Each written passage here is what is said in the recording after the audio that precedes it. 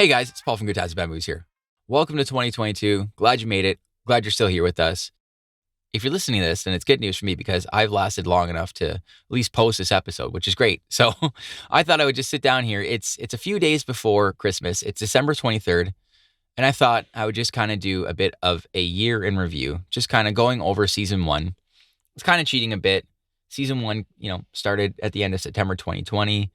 But, we did like 3-4 episodes and we're like, let's just roll it into this one big thing here. Let's just keep going with season one. Keep going to the new year. Because, what are we going to do? Like 5 episodes and shut her down? That's season one? That's weird, right? So we thought, let's keep it going. And we end up with 30 episodes. So we're going to be starting season 2 up in February here. But we thought in the meantime, let's give you a little something just to kind of bridge the gap between season 1 and season 2. And, just let's keep hanging out, guys. It's fun. Yeah, I missed you. I want to keep chit-chatting. So, here we are. But I also thought, too, that this would be a great time to kind of give you guys a bit of the origin story of Good Times with Bad Movies and the kind of prequel to Good Times with Bad Movies as well. It's kind of a bit of a long story, but, I thought I'd give you that one as well, too. So let's get into it.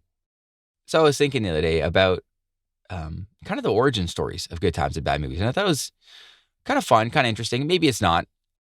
Tim and I we sort of had a podcast before a podcast, if that makes sense. Obviously it doesn't, because what the hell does that mean? So maybe I'll explain that. But I moved to a small town on the East Coast in, probably like 2001, 2002. So it's probably like grade 8, grade 9 for me at that point. And I think I met Tim the year after because Tim was in a grade above me. So Tim and I both had some mutual friends and stuff like that. And, eventually I met Tim when I moved up to I think grade 10. And I was like, this guy's cool. He talks about wrestling, likes hockey, horror movies, that kind of stuff, and we hit it off. So we also had some friends that I skateboarded with. And, my brother had a video camera. So we did what every poser with a skateboard does. We started filming ourselves skateboarding, and we'd do stuff around town. There was a lot of crusty spots, so we would skate out there. There's a few gems in between there too. But, you just have to take the good with the bad and just kind of make do with what we have out there. But, my brother had this camera and, it wasn't terrible. It wasn't like great. It was decent for the time. I remember, I think it's called High 8, the tapes that they had in these things. And it looked almost kind of like a cassette, like a music cassette from the 80s or 90s or something. But that's what we record our skateboarding tricks on. And we would go home, we'd hook it up to someone's TV, and we just see what we got that day. And hopefully we got something that was kind of decent, And we're going to try to make a little skate video out of it.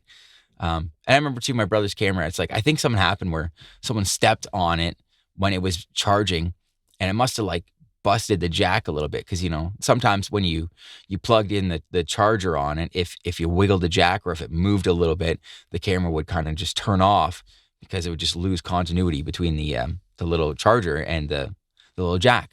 So, long story short, anyways, I'm sitting at home one day and it's like the middle of the week and I'm watching That 70s Show, and it's one of those quintessential That 70s Show scenes where they're all sitting down in Eric's house and it's all smoky and hazy down there, and they're just, the camera's on one person, and then as someone else talks, the camera just rotates, another kind of whatever, 30 degrees on the next person, and they're talking, and it just kind of goes around in a circle, and everybody's just, they're pretty stoned and they're just having a good time and just talking smack in Eric's basement.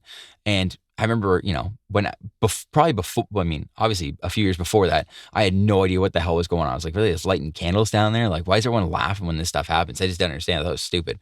But, grade 10, grade 11, I kind of figured out what was going on there. So I watched this and I was like, you know what, this would be amazing. So the next day I went to school and I told the guys, I was like, on the weekend here, we're going to get together and we're going to do something like That 70s Show. We're all just going to put the camera down and we're going to sit there and, maybe it'll get a little hazy in the back there, and we'll just have a little chit chat and we could just film ourselves talking smack, because we would do that anyways. We'd go home and we would just trash each other after a day of skateboarding, whatever, right? Because it's just fun, your buddies, that's what you do. You trash each other because I don't know why, but that's what we did. So Friday night comes and we all show up to Tim's house, and Tim had this little, it was on the back of his house. It wasn't a house. It was kind of like a guest house kind of thing. But, he called it the fun house. And that's kind of what it was. We all just hung out in the back there, listen to music, just chill out and just have, just hang out, at the end of the school nights or weekends, that kind of thing. Right? It was just a fun thing to do. So like I said, Friday comes, we go over to Tim's Funhouse. Gets a little hazy in the back there, and we're all just sitting there.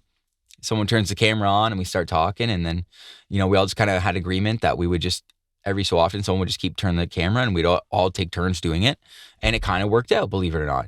At the end of the day, we looked back at the thing, and we were laughing like this kind of worked. This was funny. So, we agreed to do it the next weekend. And so the next weekend shows up. So we sit down, we turn the camera on, we light a few candles. It gets kind of hazy in there. And, we have another That 70s Show kind of little conversation podcasting.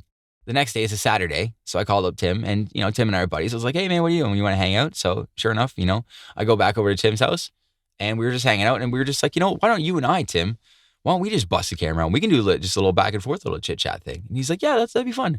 So we brought the camera out. I remember that we were using it that day. So we had it plugged in as well, too, because I was charging the battery up, because we're going to go skateboarding the next day.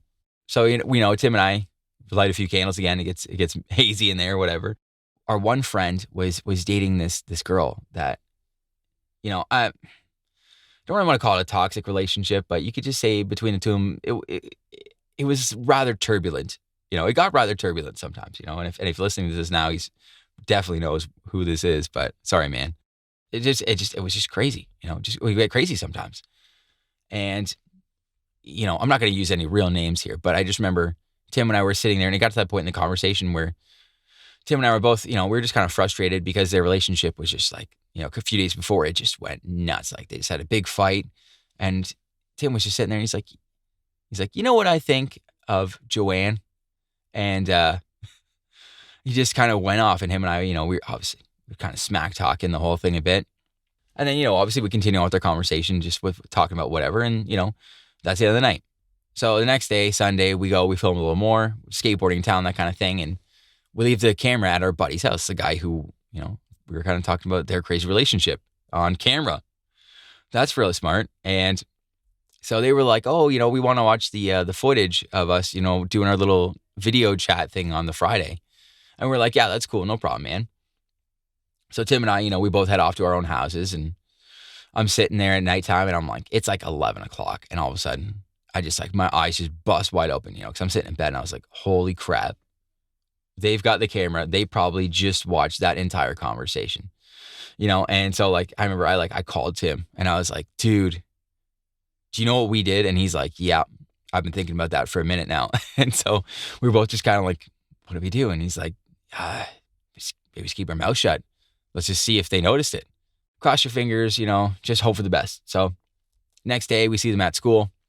Our buddy and his girlfriend, who's not named Joanne, but is in this conversation. She's Joanne. They show up, and they give Tim and I the camera back, and we're like, hey, how did your conversation go? We didn't get to watch a video. They're like, oh yeah, it was funny. It was really good. We got some cool skateboard tricks, blah, blah, blah. So we're like, we'll see you guys later. You guys want to hang out at the end of the day? They're like, yeah, totally. We'll see you guys. We'll go back to Tim's Funhouse. We'll hang out. So Mondays, Tim and I both actually had the same class as a spare. From 10:30 to 12 was a class, and then from 12 to 1 was lunch. So Tim and I had from 10:30 till 1 o'clock just off on Mondays, which was awesome. So I'd show up for one class and just get to hang out and do whatever. So we're both just like, all right, 10:30, we got to book it back to your place, bud. And we got to go to the lab and see what's going on and see what they saw. So we get back to Tim's house, and we hook it up to the TV, and we're sitting there, we're kind of going through and definitely holding our breath here a bit and going, okay, what did they see? So we're watching the conversation. We're trying to scan for that part in the tape, and eventually comes up, and camera turns to Tim, and Tim's like, you know what I think of Joanne? And just as he is about to just unleash a verbal assault on this person's character, the tape cut off. Just magically. It just stopped. And then it went to the next day when we were skateboarding. And we both just looked at each other, and we were silent for probably about a good 10 to 15 seconds and just stared in amazement. We could not believe what just happened. And if you're wondering what just happened, recall about a minute and a half ago, I said that my brother's camera, sometimes when it was being charged, it would crap out because the cable got damaged. So what happened was Tim turned the camera as he was talking, and the cord must have just lost contact and stopped. So Tim and I recorded an entire conversation that night for probably 3 hours that was just not on tape at all. So we're just like, okay, we're going to agree that just that's it. If they saw that, then we're going to say something. We said something nice. Like that's kind of what we're preparing ourselves for, right? So again, it's like that afternoon, and our buddy and his girlfriend show up, and we're hanging out, and we're just chit chatting, whatever. We're just doing whatever, and it comes to a point in the conversation where it gets all quiet, and not Joanne. She cracks a smile, and she sort of looks at Tim and I, and she goes, "So Tim, what do you think about me?" And it took everything in me to just not explode at that moment, man. I'm telling you, I bit down on my tongue, and I'm digging my fingernails into my hand, and I'm hanging on. I'm like, "Don't do it. Just hang on, man. Just hang on." Tim's he didn't miss a beat. He's just like, "Oh, I just said that you're just the nicest girl that our buddies ever dated." And I couldn't believe it. In my head, I was like, that was amazing. He just had it down smooth. Tim is just ice cold, ice in his veins. He's the ice man. And I'm sure they both knew we were full of crap, but we just sort of all just left it at that. And we kind of stopped recording ourselves after that point. I think we're just like, you know what, forget it. We got lucky once. That's it. I don't think we ever sat down as a group and did another sort of that 70s kind of group chat. So got to over the years, Tim actually did a few times ask me to start a podcast in probably 2015. He was just like, we should start a movie podcast. And we kind of discussed it a bit. And I even had a mic, and I had an interface because at the time I was in a band. And so I had some recording stuff, and I was getting ready to do this. And truth be told, and I never admitted this to anybody. Maybe my wife, but definitely not to anybody else, So this is probably the first time Tim's ever going to hear this, but we were ready to record, and it chickened out. I couldn't do it. Couldn't bring myself to do it. And so I told Tim that I had issues with my recording, my mic, and all this stuff. And I said, "It's not going to work, man. Sorry." And I backed out. And I thought, who the hell wants to listen to me talk? And of course, no one really wants to. If you're listening to this right now, I'm very surprised we've made it this far. Thank you very much. But I just thought, who the hell wants to listen to me talk? And what am I going to say? And I don't think I was ready for it. He asked me again from that point on a little bit here and there. And I was like, I don't know, man. Cut to, this pandemic happened, and it's March. It all just kind of breaks out. And Tim and I are just both kind of just hanging out, chit-chatting, over text. Cause I live in Toronto now. Tim lives on the East Coast. And so, we just, we obviously still kept in touch over the years. And he just one day messaged me. It was like, "Do you want to watch a really bad movie over Zoom?" And I was like, "That's a really cool idea." So, he told me what he wanted to watch, and we both sat down and we both Zoomed each other, and we watched this movie, and it's called Freejack. And it's this Emilio Estevez movie, and it's got Mick Jagger in it, and it's from 1993. And it's amazing. And I really hope that we get to do it on the podcast one day. I don't really want to spoil it because it is so amazing and so complicated that I don't really want to explain it on the show because this will take too long, and this is already going to be a giant ramble anyways. So, but it was amazing, and my mind was blown at what was going on in this movie, and it was kind of just what we do on the podcast right now, except it was the live version of it, and we just laughed our ass off, and we thought it was really good, and I was like, this is really fun. So we watched a couple other ones, just here and there, and whenever we had a chance, and I'd sit down and be on a Saturday or something, because at this point, I was kind of laid off work because things just happened. It was just, everything shut down for a while there, right? So I was laid off at the start of this whole thing for probably a good 9 months. But part of that too, I stayed home because I just had a newborn at the time too, and didn't really know what was going on with the whole thing. So just kind of hanging out, just taking it safe. So over a few months, Tim and I, we sat down, we watched a couple movies, and one of them was actually Night Killer. This movie Night Killer that we have done on the show now. And it's one of the greatest episodes I think we've ever done. And if you haven't listened to Night Killer and you're listening to this right now, if you're just new to the show, man, I hope you give that episode a listen. And if you don't listen to the episode, I hope you just go and just watch some of the clips from it, or even just the movie itself. That's another one that's just insane. Oh my God. I'm definitely going to play a clip of that in a little bit here. So just hang on. But we watched that, and we watched a couple other things. And, probably about the third or fourth time we watched something, Tim was like, we should do the podcast. That thing we were talking about before? We set it up and we are going to record, and the thing just malfunctioned. I was like, "Oh yeah, it totally malfunctioned. Absolutely." And he's just like, "We should record." And I was just joking with my wife one day, and I just said, I was like, Tim wants me to record a podcast. And she's like, "I dare you.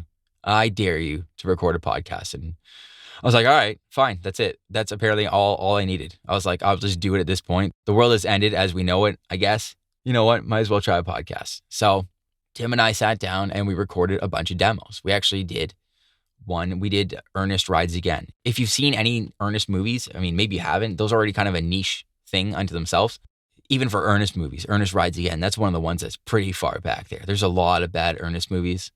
Ernest Rides Again, that's not a good one. But we did a very basic stripped down version of this show. You know, we sat down, we played a couple clips, and we talked about it. We just thought, can we even do like 10 minutes of this? You know, apparently Tim and I are just big talkers. We didn't realize that we can just ramble on for a while. So, especially me. Jeez Louise. You want to hear me talk, man? This is just it right now. This is just nonsensical ramblings. So we sat down and we did an episode, and, you know, we kind of edited it together, and I did it with my PlayStation headset at that point. We just kind of made it work just enough. We're like, can we just do a bare bones thing where we talk back and forth and we're kind of okay with this? We feel like this could be kind of presentable. And we had fun, and I edited it together roughly and listened to it. And we're like, it's not bad. It ended up being like 20 minutes because everything just crapped out. His microphone crapped out and my thing crapped out. And so we had a lot of kinks to iron out, you know? So we just kind of did a bunch of demos until we found something that we kind of liked. And, you know, over that time, I've just kind of learned how to Photoshop roughly. Not me. I'm terrible at Photoshop. If you follow us on Instagram, you can see they're just very, very rough. But, you know, I was able to make us a logo, kind of animate Tim and my face. I made a little theme song for it. And, you know, we're like, this is kind of the vibe and the look we're going for and the feel and everything. So let's just keep throwing some spaghetti at the wall and seeing what sticks. And eventually we did You Got Served. And we were like, this is good enough that we could probably present this to the world and put our names on this and be like, okay, this is like, we did a podcast. Slowly but surely, you know, we got a little bit of confidence in ourselves, and we just kept putting a couple episodes together. And so we had about 3 or 4 episodes in the canon. We're like, okay, let's do it. Let's release some episodes. So Tim and I just started releasing episodes. So here we are. We've done a full season now. Well, what Tim and I are going to call a full season. We started releasing episodes at the end of 2020. So it was September. We did one episode. We did You Got Served. And then it was Halloween. So we started doing a couple other episodes, you know. So one episode we did was an episode of a children's television show called Are You Afraid of the Dark? And it's the kids' sort of equivalent to The Twilight Zone. And it was a show that started off in Canada, and then it got picked up in the United States as well too, and was syndicated. And it became sort of like, you know, like a little bit of a cult hit for kids in the early 90s and late 80s. It was a really fun show. There was a lot of spooky, creepy stuff in that. And then the next thing we did after that was this other movie called Madman. You know, it's this movie from the early 80s, and they just try to make a movie quickly to cash in on the, you know, Halloween sort of Friday the 13th explosion of these slasher kind of movies. And they thought, let's make this cheap. And, you know, it ended up being kind of towards the end of fall, they made this movie. So they had to paint the leaves, and they try to make it look like it's summer. And it's really bad. It's really bad. But it's one of these movies that's so bad, it's so good. And you can tell it's like everybody's first time acting in this movie. There's one guy, his name is TP, okay? It's just TP. And I said this in the original episode too. It's just TP, okay? They don't explain why his name is TP. It's just TP. And he even has a belt buckle that says TP on it. I love it. It's amazing. This dude is awesome. But he has a girlfriend named Betsy. And early on in the movie, TP and Betsy get into a bit of a fight with each other. And, you know, TP comes back later and he apologized to Betsy. And when the kids are sleeping that night, they kind of sneak off and they go in this hot tub with each other, and they have this, I guess it's supposed to be an intimate moment. And while they're in the hot tub, there's just really bad music playing here. And it's not really bad. I think it's good. It's the best. I guess it's as good as it can be for the time and probably the budget and everything like that. It's just, I don't know what the song, I actually kind of like it. It's this song called I Don't Need Words. It's by this guy, and his name is Steve Horlick. Honestly, I highly recommend you check it out. You know, it's amazing. But I decided that I would make some music to play behind the whole hot tub scene. Not that not that it in any way resembles this music at all, okay? And if it does, you know, that's purely coincidental. It is not intentional at all. I just want to put it out there. But, you know, I thought I would put some music underneath the whole scene, and Tim and I would just sit there and kind of break down the hot tub scene as it's happening in real time.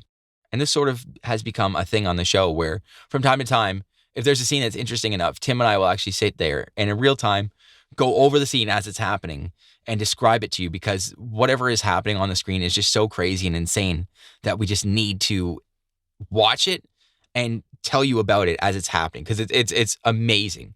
You know, it's hard to explain all this stuff sometimes. So and this is just one of those moments. So, you know, I was playing some music to sort of underscore the mood here. And, you know, let's just play you a clip from the episode of Mad Men, and you can just kind of hear what happened.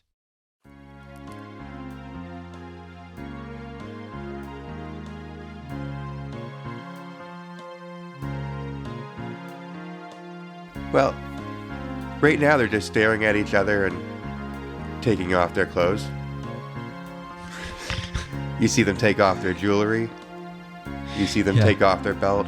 We see that TP has a belt buckle that says TP. It says TP on it. It's amazing. Yeah. I love this belt buckle. I want this. Then we see him take the belt buckle off and throw his shirt on the floor. And then she takes her underwear off and throws that on the floor. We basically get to see every article of clothing kind of slowly drop down to the floor.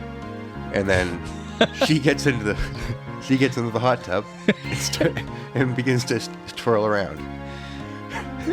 Well, she gets into the hot tub slowly, and then we get the scene where TP gets in the hot tub, and we just get like a shot of his ass as he's going into the hot tub, which... And so this hot tub, if you can imagine your head, folks, it's like a big circle. It's a big circle. It's probably like, you know, maybe like 18 feet around or something like that. Maybe it's a little bit smaller. But they both go to opposite ends of the hot tub and begin to slowly move around the hot tub in the circle, twirling around like they do, kind of like a turtle. Kind of like a turtle whirl.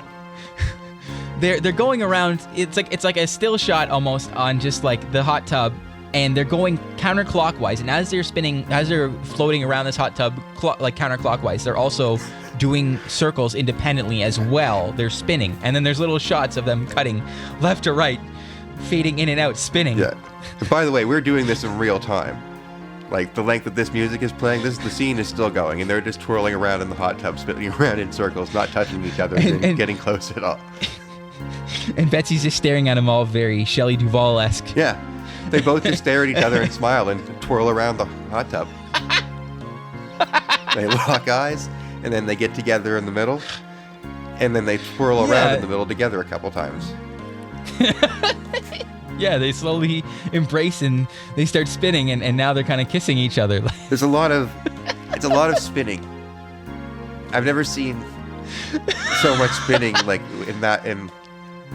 I've never seen so much spinning and that much kind of like foreplay mixed in, but not really any sort of foreplay, just spinning. All right, so oh my God. Wow. That was like, I don't even know how long that was. That felt like that scene is like 3 minutes long. And it really is. It really is all of that. It's just Betsy and TP, they get in a hot tub, and they just take it, just a still shot of this guy's ass, this hairy guy's ass as he gets to a hot tub. And it's just on the hot tub. That hot tub's not 18 feet. I don't know what the hell I was thinking. I was way off. But like 10 or 12 feet around. But it's a fair size hot tub, and I guess it's supposed to be a sex scene or a love scene, or I guess, you know, it's supposed to be like kind of like a greasy slasher kind of scene, you know, in this movie where they're just like, they're obviously just having sex, right? So it's the 80s and it's a slasher movie, so that's what's going on. So, but they didn't really have sex. They're just kind of just spinning around in this circle while spinning in circles. It's the weirdest thing. And I don't know why I kept saying that when I was recording the episode. I kept calling it the director's cut. I was watching the movie with the director's commentary on it, the director's commentary track, okay? And I was watching it, and I wanted to see what they were going to say about that scene. And all they said was just that they were just trying very hard not to have the water splash on the camera. I just couldn't believe it. I was like, I want to hear the direction of that. Why did these people spin in circles while they were spinning in circles? Who told them to do this? Whose idea was this? Who instigated all of this? It's fascinating to me. It's amazing. I'll stop talking about it. All right. And we'll move on to the next one here. The next one is there's a clip from The Labyrinth here. So if you haven't seen The Labyrinth, it's a movie from the 80s. Tim and I, we did an episode where we talked about this movie, and Tim is a really big David Bowie fan. I like David Bowie music, but Tim is like a huge David Bowie fan. Like really, like he says it in the episode, but like I can't state enough. Like he's a big David Bowie fan. So he likes David Bowie a lot, right? So he's got a lot of skin in the game. And watching this man dance around with puppets and little babies and dance magic and stuff is the whole thing is so weird. And it's just something about that movie, you know. And I said it in the episode, and I'll say it again now. I don't want to try not to rehash all this stuff, but you know, just I had friends in the early '90s when I first watched this, and they were just like, you know, their parents like, oh, David Bowie, he's so cool, it's awesome, his music's awesome and stuff. And I didn't know who David Bowie was. I didn't know any of his music. This is my first time seeing David Bowie. So I see this man with these weird tight pants, dressed kind of like a pirate with like an '80s puff teased hair, and you know, and he's doing dance magic and all this stuff. And I'm like, I don't want any part of this. This is horrible. And then, you know, later on, listen to like David Bowie's music. And I mean, like that was his music too, but like his other stuff. And it's like, wow, this is like, he's a really great musician. This other stuff is just something else. It's a whole other world, right? But I couldn't get why people liked it. And I still don't really 100% get it. I will say, when we edit these episodes, it takes a while, right? Obviously, we have day jobs and stuff too. So I come home at nighttime and whatever little bit of time I do have between my family and stuff and work and all that kind of stuff. It's, you know, I'm editing the episode, putting stuff together, and Tim is too, or, you know, I'm photoshopping stuff where, you know, we're talking to each other, getting stuff ready. So there's a lot of work that goes into this, just other than just like hit record and you just have a podcast. There is a lot more to it. And I was so naive when I first started this. I thought that's what it was. I thought we just record stuff and that was it. And then like the first time I did it, and then I was like, oh man, I'm going to have to do a lot of editing. This is going to be some work here. But, you know, in spending all this time listening to us talk about it and stuff, I really was like listening to the soundtrack of Labyrinth a lot as well too, you know, going to work and in my spare time and that kind of stuff. I try to do it with every movie that we record, or, you know, we're going to cover, because it's just like I'm trying to get into the movie and get in that whole world for whatever time it is between, you know, doing the episode and recording it. That my whole world is just like, I'm just trying to eat, sleep, breathe that movie as much as I can and think about it, even though it's so dumb. And so I was just really listening to a lot of the Labyrinth soundtrack music, and it's just like ingrained in me now. And like this, you know, just what kind of magic vantage is, you know, like the whole group stuff, the group chant stuff. Like I like that. It's just like awesome. And it's just, there's something about that, you know, it's great. I really like it. I think it's really good. And I really like Underground. I think that's another fantastic one. The first time you hear it in the movie, and then the actual like full David Bowie track with the, you know, his band and stuff, it's like, it's really good. Like, you know, like I said in the episode again, like I just watching this movie a bunch of times while I was editing other episodes and stuff too. I just kind of have it on the background, just prepping to get ready for this. And just the whole experience of this podcast, the movie ironically is now kind of grown on me, but I still think there's so much just wrong with this movie, and it's insane. And, you know, one of the things, obviously, aside from David Bowie doing dance magic, was this whole poo-poo swamp. That's what Tim and I called it. It's the bog of eternal stench. And I guess they don't really tell you what it is, but you can kind of guess. Tim and I both had a few crazy realizations about this whole scene in this movie that is specifically made for children. This is a Jim Henson movie, okay? So let's just play a clip from it, and we'll go from there. I don't know what we're at right now with the counter and everything, but again, this is just another reason that I'm like, why the hell is this? Is this for kids? Because this bog of eternal stench, okay?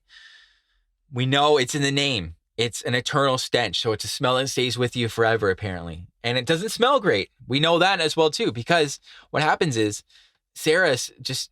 There is this joke right now that happens where Sarah, she can barely keep her... It sounds like she's like almost throwing up, you know, and she's trying to keep from doing that. She's fighting hard. Just smell is terrible.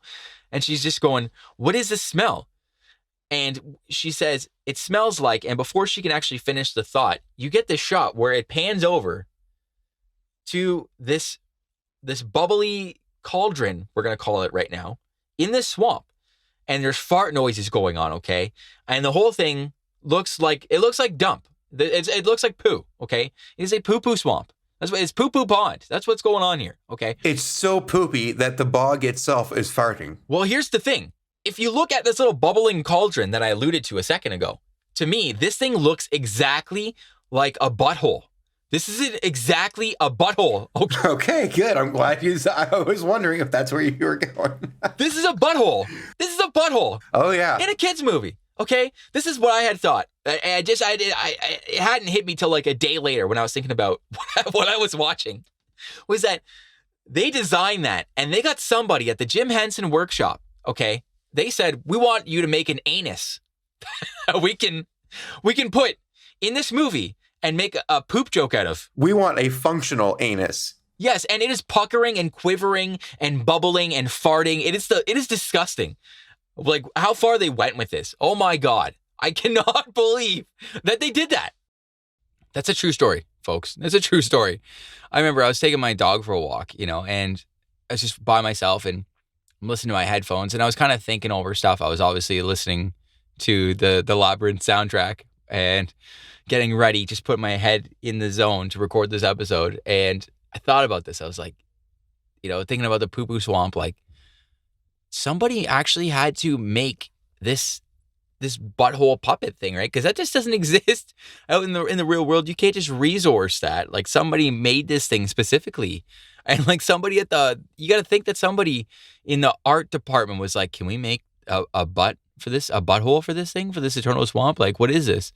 And they went for it and they purposely put in fart noises. It's amazing that got in there. And I don't know if they snuck that past anybody or if Jim Henson and George Lucas were both like, no, put that in there. That's what we want. We want to sit that butthole in there. I don't know, but amazing. Just mind-blowing that is in there, folks. Like some of these movies that we watch. And like as a kid, I never even thought about that. I was just like, what is this thing? This movie is just weird. I don't understand it. David Bowie is creepy looking. But it's just, there's a butthole in this. And it's insane. So the last clip that I have for you is from an episode that we did about a movie called Night Killer. And this, again, going back to our little origin story, this was like one of those movies that we watched over Zoom before we started doing the podcast. And just, it made me want to just do this because I thought, this movie is so bad and it's so crazy and insane that this is worth sitting down and actually discussing with somebody because it's hilarious. This movie is really trashy and it's definitely not worth actually watching, but there's certain segments of this movie that are worth just like sitting there going, what the hell did you guys do? Why did you write this? Why did you think that this was going to make any kind of sense to anybody, or this should be in a movie? So just to give a quick little background of this movie, it is really insane. I'm going to try very hard to explain this as best I can here, but basically there's a woman and she's being stalked by this mysterious person that is a serial killer, and the news, they're basically calling him the Night Killer. And this person, he assaults her one day and traumatizes her so bad that she develops amnesia, and she's married and has a kid, and she forgets that she's all this stuff. She forgets all this stuff about herself, but simultaneously she's so traumatized by this whole event that happened to her that the trauma of the event is driving her to be suicidal. And she also wants to, she's just really just pounding back pills and booze, and she's trying to like murder herself. Okay. It's really dark to say that, I know, but like the whole thing is crazy and it's insane. But there's this one scene where there's this guy who's just chasing her around. Okay. And the scene prior to this, she stole his clothes in the bathroom. Okay. She just he followed her into a bathroom and she came out of nowhere with a gun, held him at gunpoint, told him to take his clothes off. She then told him to throw them in the toilet and flush them. And this man at this point in the scene is now just wearing a blue thong. Okay. He's wearing a blue thong and there's a giant bulge coming out of this blue thong. And it is the most ridiculous scene you've ever seen in your life. Okay. And then when he comes out of the bathroom, because she runs off at this point, there's this guy behind the counter and he's like, hey man, are you all right? And this guy actually says, he says, I was molested in the little boy's room. Okay. Please go just listen to the episode. Go listen to the Night Killer episode because we play all the clips and stuff, and it's amazing. I don't really want to get into it here, but like it's so that all happened. Okay, that's the point, I guess, what I'm trying to say. And then this guy jumps in his Jeep and he's driving around looking for this girl now, and she's just like suicidal, I guess, at this point in this movie. And he finds her on the beach, and Tim and I are just gonna, in this clip, just take you through this whole scene. Okay, beat for beat. Let's just go from there. So Melanie is on the beach. She's sitting on a towel, and she has approximately 5 or 6 different giant pills of bottles, and she is sitting there and just downing them all. Melanie is attempting to commit suicide. We're led to believe that Melanie Beck is committing suicide because of the trauma that's taken place. However, I'm a little bit confused by that because she has amnesia. Yeah, that's a great point. If she doesn't remember any of this stuff, why is she so distraught? Yeah, did she get amnesia and she instantly became this like suicidal maniac? I don't understand that. That's right. So this crazy guy pulls up onto the side of the beach. He looks down and he sees her downing all these pills. And he runs down the beach, kicks the pills from out of her hand, picks her up and shakes her and says, "What in the hell do you think you're doing?" Committing suicide. Well, you gotta drink seawater if you're gonna throw up all that shit you've been taking. Are you crazy? So he scoops her up by the arms. By the way, this is still the same consistent music that's playing. He grabs her by the arms, picks her entire body up, and takes her down to the water and proceeds to start just dunking her in the water. If you didn't know any better, he was trying to drown her. Picking her up, putting her underwater, picking her up and putting her underwater over and over and over. Like I would say, I'm not exaggerating, he does this about probably like 8 times. He's aggressively holding her head under the water. Like this is incredible. And he's handling her in such a way, like in such an aggressive way that I had to rewind this a few times to see if that was a dummy that he was using. It's not a dummy. No. Yeah, that's incredible.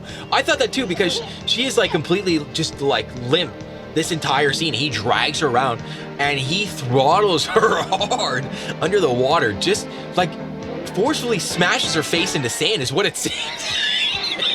This poor lady. I cannot believe they did this. So that's a real scene in this movie, okay? Honestly, this whole thing happens. I felt so bad for the actress in this movie, like because they would have had to actually drag her out there and shove her head under water and almost murder her, it seems like, in this scene. It's insane that this went on. You would think too, if this man was really concerned, why would he not just stick his fingers down her throat and make her vomit or something instead of making her almost drown out in the water? It's crazy.